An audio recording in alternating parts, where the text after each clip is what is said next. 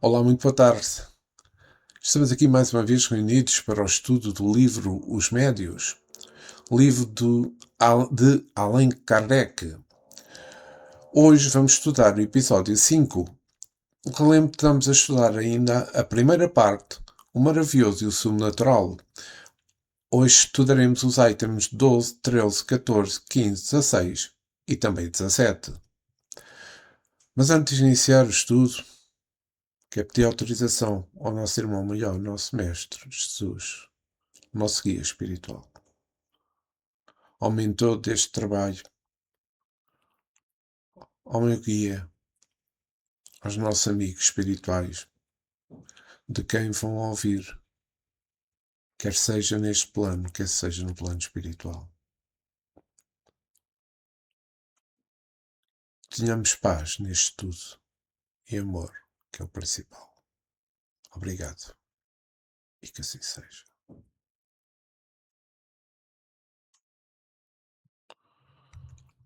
Então, vamos iniciar o estudo deste capítulo. Deste episódio 5. Capítulo 2 do Maravilhoso e do Sobrenatural. Item 12. Em lógica alimentar, para se discutir uma coisa preciso se faz conhecê-la, porquanto a opinião de um crítico só tem valor quando ele fala com perfeito conhecimento de causa. Então somente sua opinião, ainda que errônea, poderá de ser tomada em consideração, que peso, porém, terá quando ele tratar do que não conhece. A legítima crítica deve demonstrar não só erudição, mas também profundo conhecimento do objeto que versa, juízo reto e imparcial de toda a prova, sem o que qualquer menestrel poderá arrogar-se o direito de julgar Rossini e um Pintamonos o de censurar Rafael. Item 13. Assim, o Espiritismo não aceita todos os factos considerados maravilhosos ou, também, subnaturais. Longe disso, demonstra a impossibilidade do grande número deles e o ridículo que certas crenças que constituem a superstição propriamente dita têm. É exato que, no que ele admite, há coisas que para os incrédulos são puramente do domínio do maravilhoso, ou por outra da superstição. Seja, mas, ao menos, discutir apenas esses pontos, porquanto em relação aos demais não há que dizer e pregais em vão, atendendo-vos aos que ele próprio refuta, provais ignorar o assunto, e os nossos argumentos erram o alvo. Porém, até onde vai a crença do Espiritismo? Perguntarão.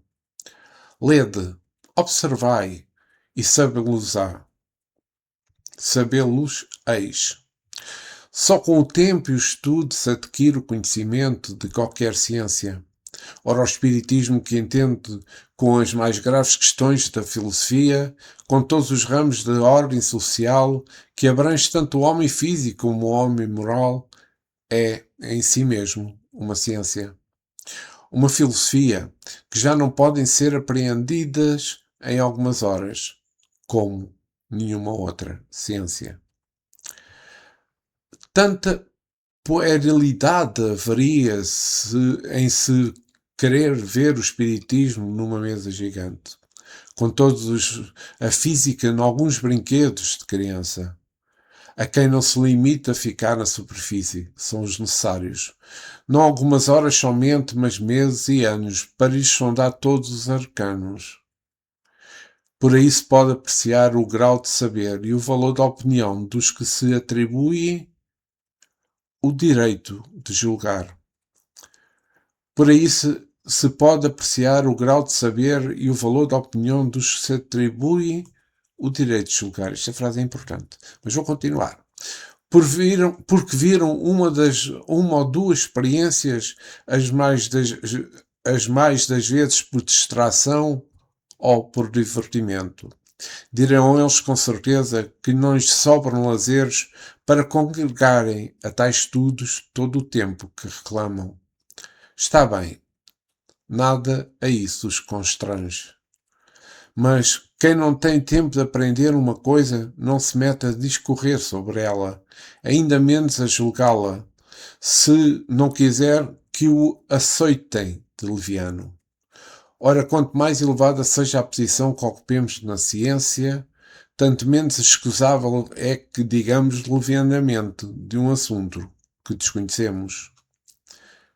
Item 14. Resumimos nas proposições seguintes o que havemos pedido.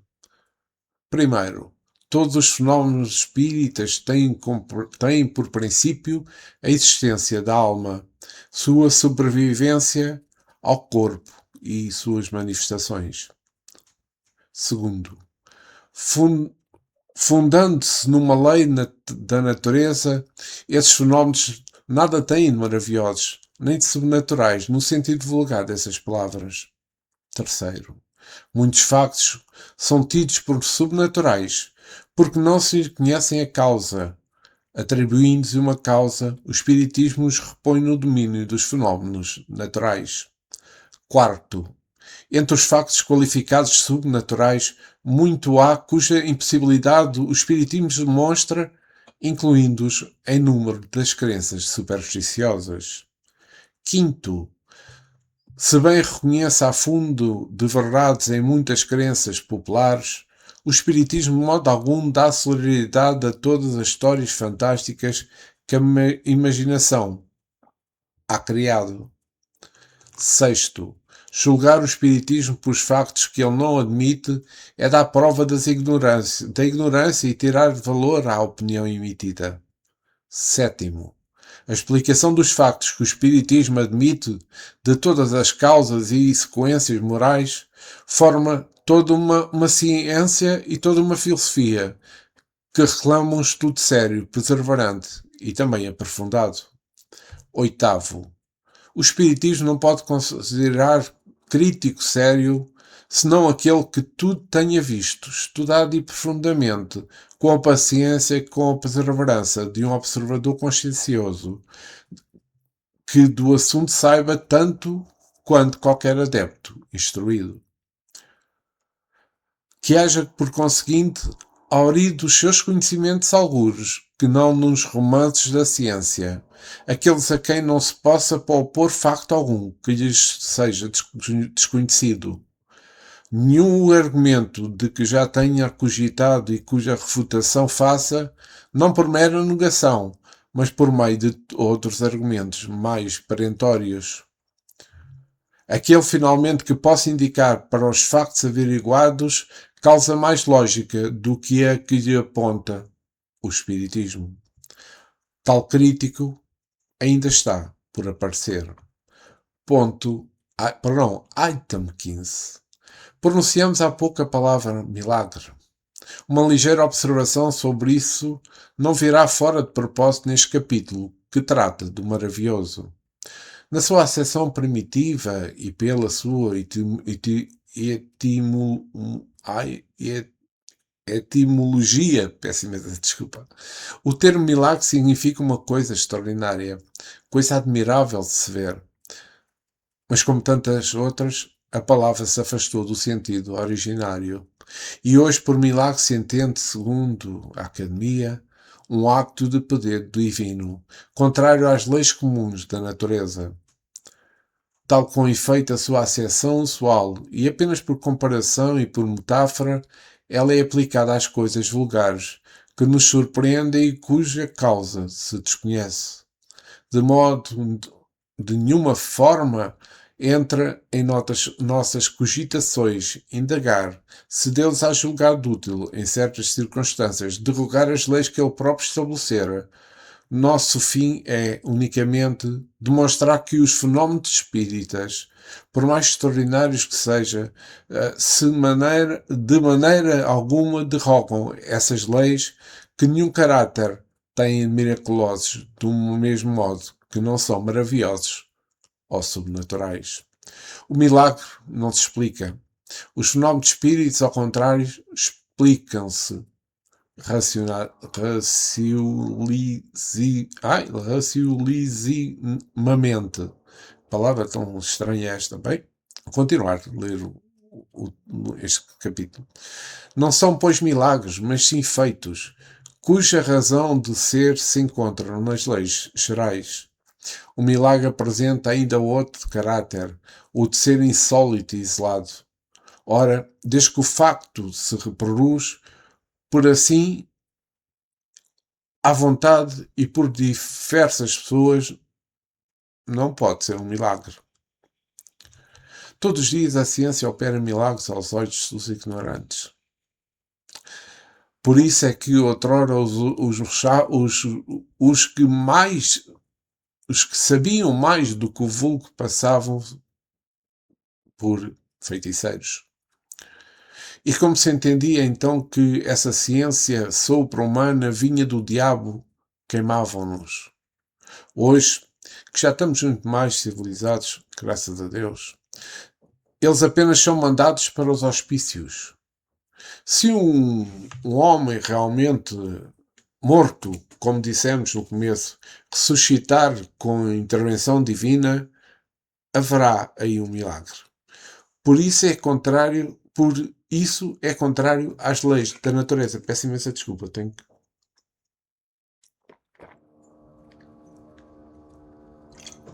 Peço desculpa. Se, porém, tal homem só aparentemente está morto, e se há nele um resto de vitalidade latente e a ciência ou a ação magnética consegue reanimá-lo em fenómeno natural, é o que isso será para as pessoas instruídas.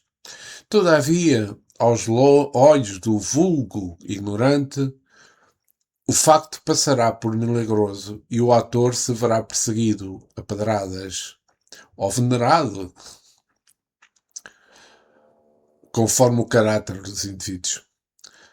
Solto um físico em um campo de certa natureza, um papagaio elétrico, e faça por esse meio cair um raio sobre uma árvore, e um novo Prometeu terá ti certamente como o senhor de um poder diabólico.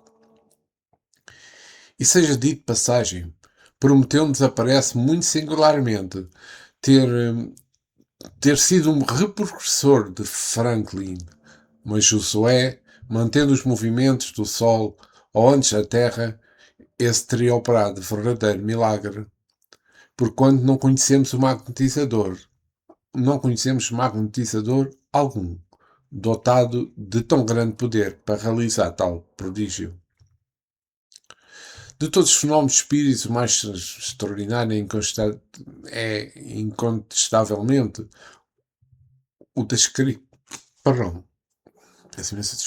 da escrita direta, e dos que demonstram de modo mais patente a ação das inteligências ocultas.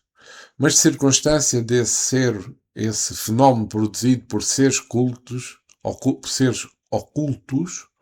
mas de circunstância de ser esse fenómeno produzido por seres ocultos, não se segue que sejam mais miraculosos do que qualquer dos outros fenómenos devido a agentes invisíveis, porque esses seres ocultos que povoam nos espaços são uma das potências da natureza, potências cuja ação é incessante, assim sobre o mundo material como do mundo moral.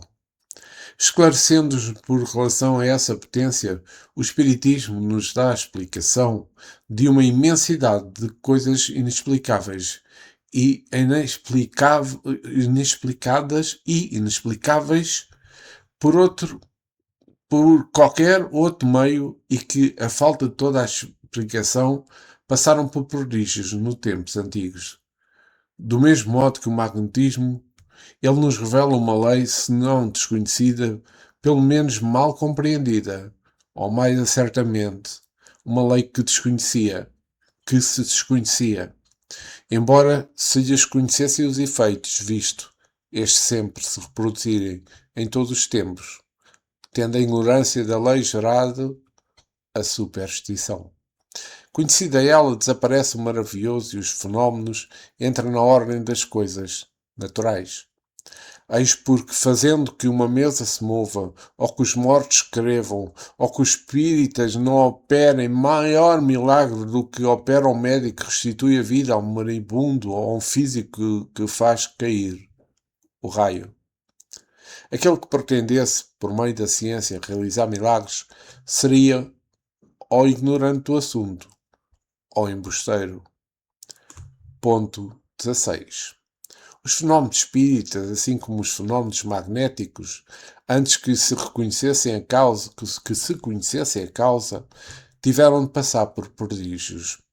Ora, como os céticos, os espíritos fortes, isto é, os que gozam de privilégio exclusivo da razão e do bom senso, não admitem que uma coisa seja possível, desde que não a compreendam. De todos os factos considerados prodigiosos, fazem objeto de suas zombarias.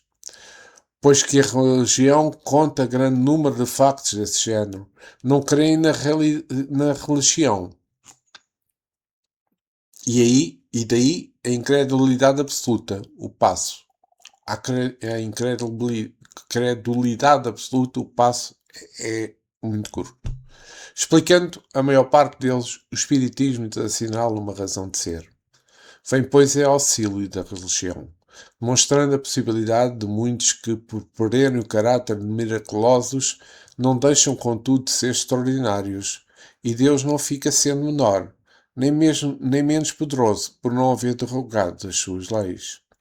De quantas graçolas não foi o objeto o facto de São Cupertino se erguer nos ares, a suspensão etérea dos corpos graves é um fenómeno que a lei espírita explica. Fomos dele pessoalmente testemunho ocular, e o Sr. Ohm, assim como outras pessoas do nosso conhecimento, repetiram muitas vezes o fenómeno produzido por São Cupertino. Logo, esse fenómeno pertence à ordem das coisas naturais. Ponto. Item 17. Entre os deste género, devemos figurar na primeira linha as aparições, porque são as mais frequentes, as de Salete, sobre a qual divergem as opiniões no seio do próprio clero. Nada tem para nós de insólita. Certamente não podemos afirmar que o facto se deu porque não temos disso prova material, mas consideramos possível, atendendo a que conhecemos os milhares de outros análogos recentemente ocorridos. Damos crédito não só porque se verificamos a realidade, porque sobretudo não sabemos perfeitamente de que maneira se produzem. Quem se reportar à teoria que adiante expomos das aparições reconhecerá que este fenómeno se mostra tão simples e plausível como de um sem número de fenómenos físicos que só aparecem prodígios pela falta de uma chave que permita explicá-los. Quanto à personagem que se apresenta na Salete, é outra questão. A sua entidade não foi absolutamente demonstrada. Apenas reconhecemos que pode ter havido uma aparição, quanto ao mais escapa à nossa competência. A esse respeito, cada um está no direito de manter as suas convicções. Nada tendo o espiritismo que quer ver com isso. Dizemos tão somente que os factos que o espiritismo produz nos revelam leis novas e nos dão a explicação de um mundo de coisas que pareciam sobrenaturais. Desde alguns dos que passavam por miraculosos encontram ainda explicação lógica. O motivo é este bastante para que ninguém se apresse a negar o que não compreende. Algumas pessoas contestam os fenómenos espíritas precisamente porque tais fenómenos lhes parecem estar fora da lei comum e porque não logram achar-lhes a sua explicação. Dá-nos uma base racional e a dúvida desaparecerá. A explicação neste século em que ninguém se contenta com palavras constitui, pois, poderoso motivo de convicção. Daí o vermos todos os dias pessoas que nenhum facto sonharam e que não observaram uma mesa a agitar-se ou um médio escrever, se tornaram tão convencidas quanto nós, unicamente por lerem e por compreenderem. Se houvéssemos de somente acreditar no que vemos com os olhos, a bem pouco se reduziriam as nossas convicções. E assim, meus amigos, li esta parte do episódio 5, do maravilhoso e o sobrenatural. Os itens 12, 13, 14, 15, 16 e 17. Peço imensa desculpa por vezes ler algumas frases assim de uma forma que não é mais correta, mas estamos a falar de brasileiro. Estamos a falar do dialeto português, que é o brasileiro. Daí que pode haver frases não bem constituídas, mas também refere-se à época em que elas foram, que este livro foi feito, foi criado, e também à época em que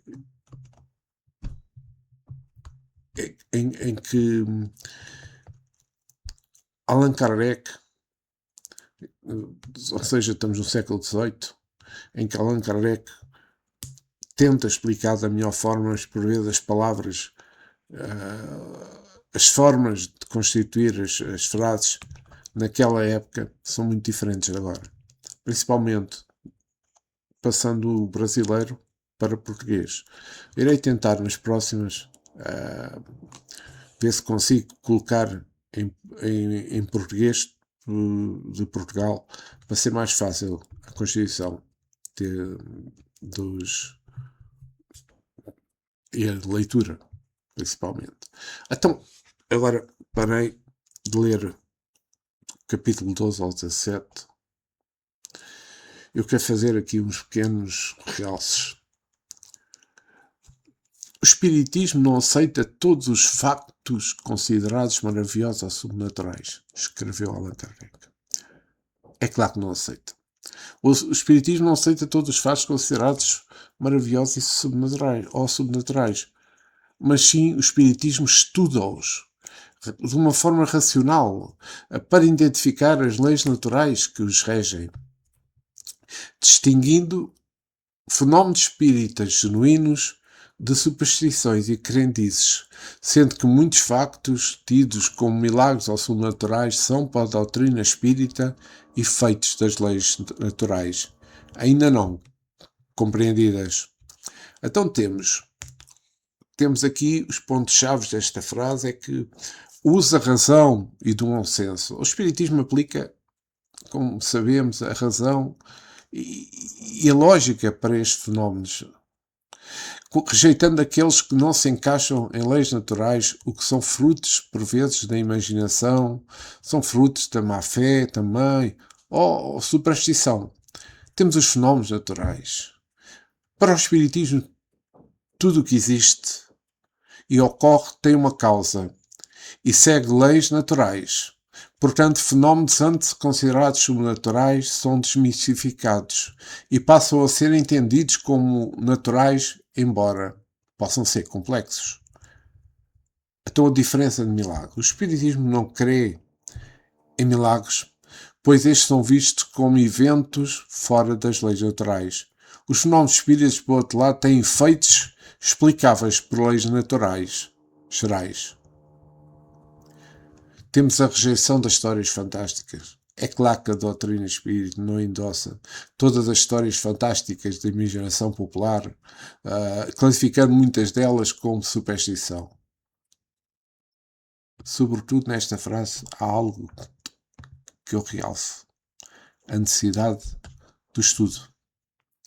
A compreensão destes fenómenos e das leis divinas envolvidas, existe um estudo sério, um estudo perseverante, um estudo aprofundado, não podendo ser julgado de uma forma superficial. Resumindo esta frase, o Espiritismo age como uma ciência que procura compreender a realidade, desmistificando o subnatural e ao encontrar, as causas naturais por trás de cada evento desses, mesmo que essas causas sejam complexas e novas para o entendimento humano. Outra frase: na sua acessão primitiva e pela sua etimologia, o termo milagre significa coisa extraordinária, coisa admirável de se ver. Escreveu o Allan Kardec. É claro, segundo o Espiritismo, no seu sentido primitivo e etimológico, milagre significa uma coisa extraordinária, coisa admirável de se ver. Milagre, a palavra vem do latim miraculum, do mirari, que é admirar. Mas a palavra se afastou desse sentido original, sendo usado de uma forma popular para um ato de poder divino, contrário às leis da natureza. Enquanto o Espiritismo explica tais eventos como manifestações das leis naturais, ainda desconhecidas, não são como um ato de rogação divina. Então, como eu disse, esta palavra milagre vem do latim miraculum, que significa algo que causa dominação. No sentido primitivo, esta palavra era qualquer coisa de surpreendente, de qualquer coisa de maravilhosa. E aqui temos um desvio do sentido original. A palavra evoluiu para descrever o subnatural de Deus, uma violação das leis naturais. A visão espírita, neste aspecto, a visão espírita entende que não há violação das leis divinas, mas a manifestação das leis naturais que são desconhecidas e não compreendidas pela ciência e pela maior parte de nós seres encarnados. Então, aqui também posso mencionar os fenómenos magnéticos espíritas. Além das causas serem descobertas, fenómenos como os espíritas e os fenómenos espíritas e os magnéticos são considerados prodígios ou milagres, mas com o estudo passaremos a ser compreendidos como manifestações das leis naturais.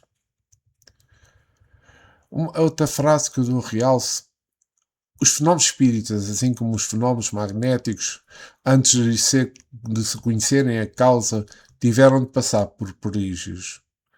Esta frase de Allan Kardec, contida aqui no Livro dos Médiuns, afirma que antes de compreender as causas dos fenómenos espíritos e magnéticos eram vistos como prodígios ou milagres. Mas, como ele também escreveu, tem a ver com a falta de conhecimento, pois então consentidos como algo extraordinário ou subnatural por quem não os entendia. Kardec usa essa comparação para mostrar que o ceticismo muitas vezes impede a aceitação de fenómenos novos, rotulando-os como impossíveis ou maravilhosos até que a sua lógica seja revelada. Quando ele escreveu antes se lhes conhecesse a causa, ele refere-se ao período em que as leis que regem esses fenómenos eram desconhecidas. Tiveram de passar por prodígios, escreveu Allan Kardec. Indica que, sem explicação racional, os fenómenos eram considerados eventos extraordinários, milagrosos ou subnaturais. Esta citação serve como uma introdução à ideia de que a ciência e a razão devem prevalecer sobre o mistério, para desvendar a verdade por trás dos fenómenos, sejam eles magnéticos ou sejam eles espíritas. Outra frase que eu dou realce é: algumas pessoas contestam os fenómenos espíritas precisamente porque tais fenómenos lhes parecem estar fora da lei comum e porque não logram achar-lhes qualquer explicação. Aqui Kardec aponta que a contestação aos fenómenos espíritas surge da aparente violação das leis naturais. e da falta de uma explicação racional para eles. Kardec sugere que, ao fornecer a base racional e as explicações compreensíveis, a dúvida cede a dúvida cede lugar à convicção, inclusive para aqueles que não presenciaram diretamente os fenómenos, mas os leram e entenderam. Então, os principais pontos que esta frase tem é que as pessoas contestam porque os fenómenos lhes parecem fora da lei comum e sem explicação. A falta de uma explicação racional é o cerne que descrença. Para Kardec, uma base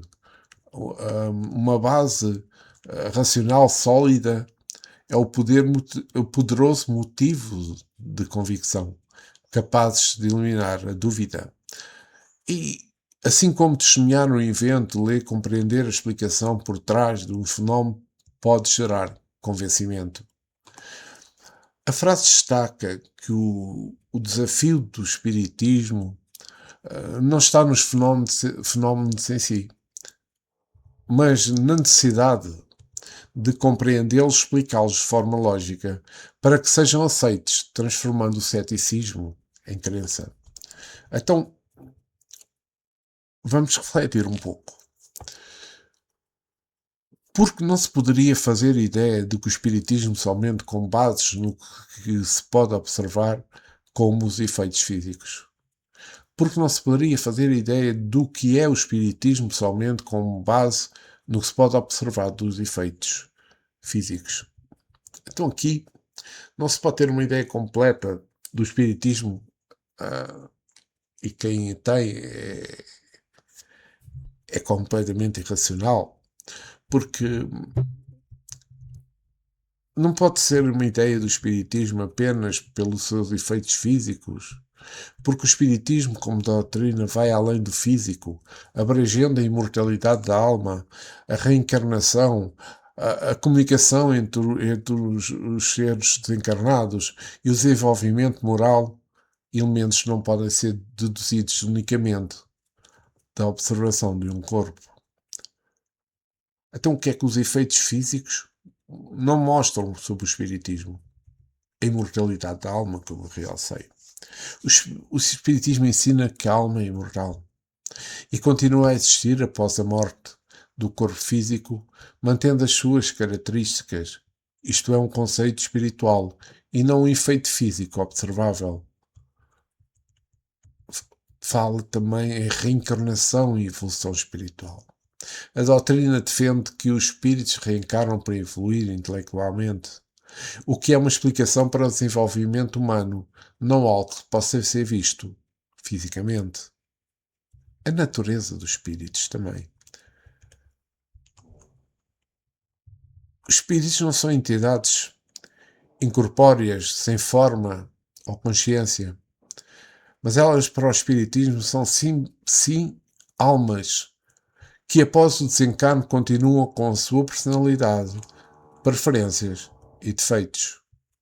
Então aqui também posso destacar a comunicação entre os vários reinos, a capacidade de comunicação com os mortos, como se diz aqui na Terra, sejam através de médios ou de outras formas, é um elemento fundamental do espiritismo. Não é um fenómeno que transcende o campo da física e da biologia. Temos o desenvolvimento moral no espiritismo.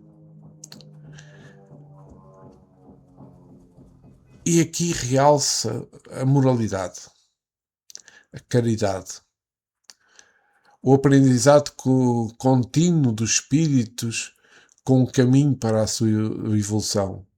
Essa dimensão moral não pode ser percebida apenas pelos efeitos físicos. Resumindo, os fenómenos físicos, quando observados, podem ser parte do espiritismo, mas nunca revelam a sua essência, que reside na compreensão da vida espiritual, da imortalidade da alma e da evolução do ser humano. Outra parte que eu gostaria de que nós refletíssemos em relação aos críticos do espiritismo, para que se desse crédito a algum deles características teríamos que reunir? Ou característica, perdão, em relação aos críticos do Espiritismo, para que se desse crédito a algum deles, a que características teria-se que reunir? E porquê? Então vamos ver. Isto também Kardec mencionou mais que uma vez nesta parte que eu li do Livro dos Médios. Para que um crítico do Espiritismo ganhasse créditos, ele precisava demonstrar rigor científico, lógica filosófica e verificava e honestidade intelectual, apresentando evidências verificáveis que refutassem as alegações espíritas, como a comunicação de espíritos, como a reencarnação, sem cair em falácias ou viés, focando no aspecto científico e filosófico da doutrina, evidenciando fraudes ou ilusões, em vez de atacar apenas a fé, para realmente desafiar as bases da doutrina que se apresenta como ciência, filosofia e também religião. Então, ao crítico que não reúne essas qualidades, que atitude deve ter o espírita? Bem, quando nós conversamos com alguém que não reúna essas mesmas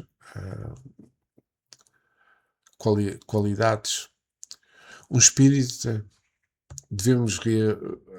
nós espíritas devemos reagir a uma crítica com caridade, estudo e exemplo pessoal, procurando discernir a verdade nos argumentos e não nos deixarmos abater pelas mágoas ou ataques pessoais, seguindo o princípio de que a crítica construtiva serve o progresso individual e coletivo, como ensinam Allan Kardec e os espíritos.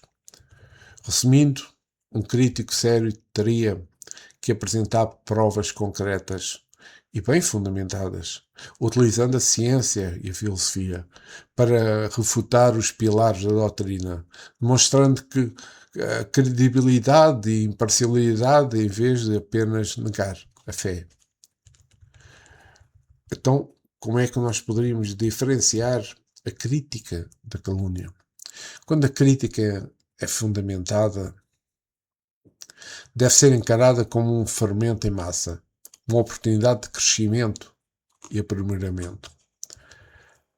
A crítica mal intencionada, o espírita deve ter piedade do crítico, pois muitas vezes a crítica parte da ignorância, do orgulho, ou de interesses pessoais e não do desejo de aprender. O comportamento do espírita diante da crítica é procurar a verdade. O espírita deve orar, estudar a crítica recebida para verificar a sua veracidade, procurando a verdade por trás dos factos, como fazia Francisco Cândido Xavier. Agir com caridade, que é importante, nós sabemos isso. Diante da calúnia, devemos ter caridade para com o caluniador e trabalhar no bem, como muito bem nos ensinou Jesus. Não nos devemos abater. A crítica não deve levar à mágoa ou ao desânimo. A reação deve ser a procura do autoconhecimento e, se a crítica for procedente, o esforço para mudar e para melhorar. Devemos dar um bom exemplo. A melhor forma de responder a um erro não é com palavras, mas com uma conduta correta e digna. A própria vida do espírita deve ser uma lição de correção. Estudar a doutrina, que importante que é. É preciso estudar o espiritismo com aprofundamento, para que as críticas não se confundam com charlatismo ou outras práticas equivocadas. Resumindo, a atitude do espírita diante da crítica é de paz, é de estudo, é de caridade e autoaperfeiçoamento, procurando sempre a verdade e usando a crítica como um meio de crescimento e não como um motivo de ódio ou de ressentimento. Então, para se concluir um fenómeno para se concluir que um fenómeno não é um milagre, a que circunstâncias se deve ter em conta? Bem, no Espiritismo, para concluir-se que um fenómeno não é um milagre, devemos considerar que ele é explicável por leis da natureza.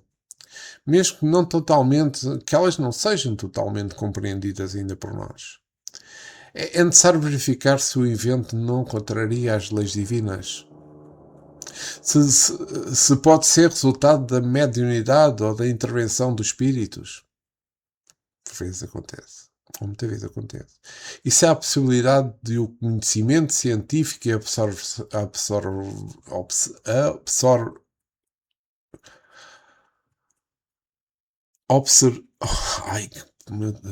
observação. Se há a possibilidade que o conhecimento científico e a observação futura, ou observar futuramente, pronto, é mais fácil, revelarem a causa natural do mesmo, restringindo o domínio do subnatural. Então devemos considerar as leis naturais e as leis espirituais. Nós, na doutrina espírita, afirmamos que as leis naturais são perfeitas e criadas por Deus. E Ele não as infringiria. Não. Portanto, todo o fenómeno, mesmo os considerados maravilhosos ou milagrosos, deve obedecer a uma dessas leis. A limitação do conhecimento também. É que eventos que parecem inexplicáveis são frequentemente interpretados como sobrenaturais. É muitas vezes devido à ignorância e à falta de conhecimento da ciência. Porque a nossa ciência é limitada. Vejamos que nós não sabemos perfeitamente o que é a Terra, o que existe na Terra, o mar, os céus. Porque a nossa ciência é limitada. Nós ainda não temos o conhecimento necessário para poder justificar várias coisas que nos acontecem. Dá-se um nome, simplesmente. Mas a justificação não passam de citações prováveis e nunca de certezas. A nossa ciência é limitada. À medida que a ciência avança, o âmbito do milagre se restringe, sendo substituído por, como eu estava a dizer, como a nossa ciência é limitada e aqui sendo substituído por explicações científicas. A importância nisto tem a mediunidade. A mediunidade é por meio da qual os espíritos podem intervir no mundo material, todos sabemos que é isso, é a força que pode explicar os fenómenos que de outra forma, de outro meio, poderiam ser considerados milagres. Então devemos ter o foco positivo e racional. No Espiritismo procura-se explicar o que pode ser entendido pela razão. Ao contrário de aceitar o sobrenatural de forma crítica. A crença em milagres é vista como uma forma de superstição que a explicação racional pode destruir. A natureza de Deus. Nunca podemos esquecer disso. Para a doutrina espírita, Deus é um ser perfeito, é um ser bondoso, e a ideia é que ele precisaria modificar as suas próprias leis para realizar um milagre seria indigna, como já mencionei anteriormente, de sua perfeição. Então, vamos aqui à última frase, neste caso, à última frase que vou ler para reflexão. Qual o papel que desempenha o Espiritismo em relação ao que foi considerado sobrenatural? Bem, o Espiritismo reinterpreta o que foi considerado sobrenatural, classificando como fenómenos regidos por leis naturais. ainda que desconhecidas para a ciência. Em vez de milagres, o Espiritismo entende a ação dos espíritos, que são almas desencarnadas, como almas desencarnadas, sim, como a causa inteligente por trás dos factos inexplicáveis, reintegrando-os no domínio da natureza através de uma abordagem científica e filosófica. O que o Espiritismo desmistifica do subnatural. As leis naturais são mais amplas. O que é visto como foras da lei é, na verdade, a ação das leis naturais que ainda não descobrimos.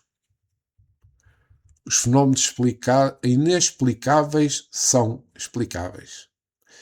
O facto como movimentação de objetos, intuições e sonhos são atribuídos à interação dos espíritos com o mundo material. A fé raciocinada. O Espiritismo não se baseia em superstições ou em histórias fantásticas criadas pela imaginação, mas sim pelo estudo sério e aprofundado das causas e as suas consequências nestes fenómenos. Então, o papel inteligente, o papel da inteligência e o papel da causa. Todo o efeito tem causa inteligente. O Espiritismo parte do princípio de que todo o efeito inteligente deve ter uma causa inteligente. Os espíritos são a causa inteligente. A causa por trás dos fenómenos como manifestações mediúnicas, a inteligência dos espíritos, as almas após a morte. O que o Espiritismo não aceita. O Espiritismo não se baseia em milagres ou prodígios, mas sim na compreensão das leis naturais que podem explicar aparentemente o que é inexplicável. Os factos fantásticos.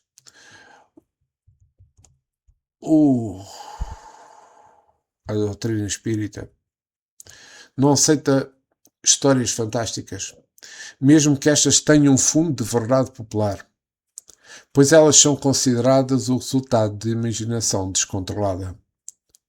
Resumindo, o Espiritismo procura descortinar o mundo espiritual, substituindo a ideia sobrenatural por leis naturais, divinas, que explicam o funcionamento da vida e da matéria. E, meus amigos, acho que tentei dar uma explicação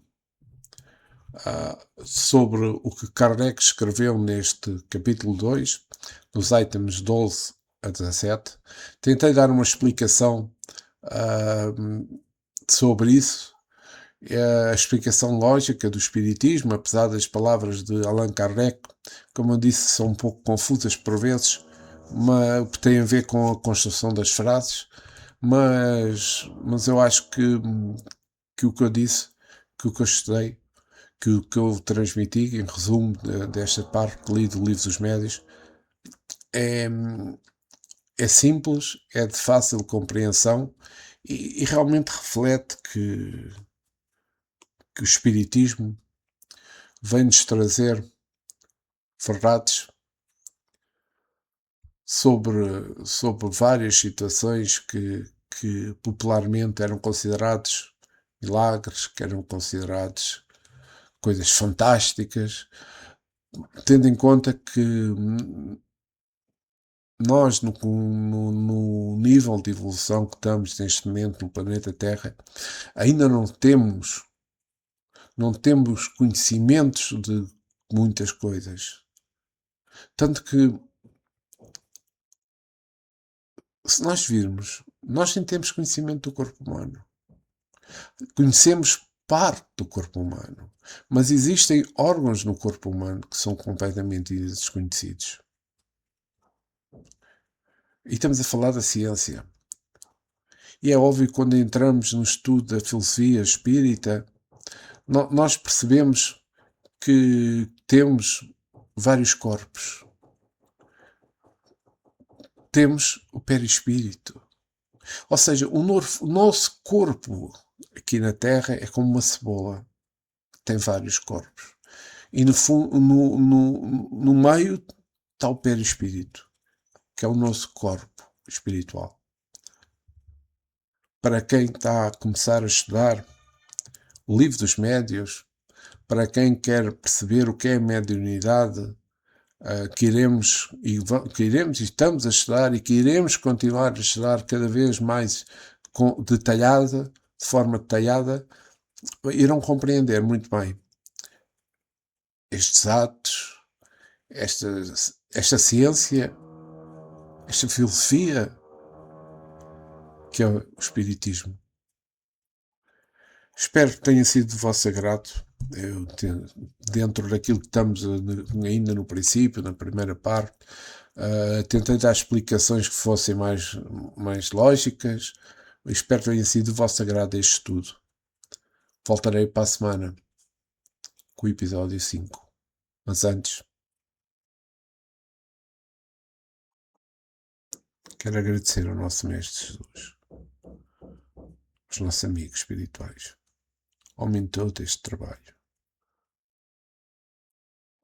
por ter-me permitido a paz, o amor, o discernimento neste estudo,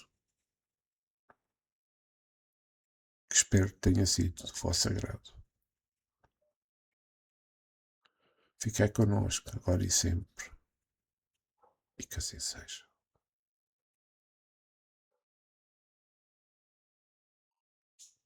Voltarei dentro de uma semana para o estudo do episódio 5. Muita paz, muito amor para todos vós. Boa semana para todos.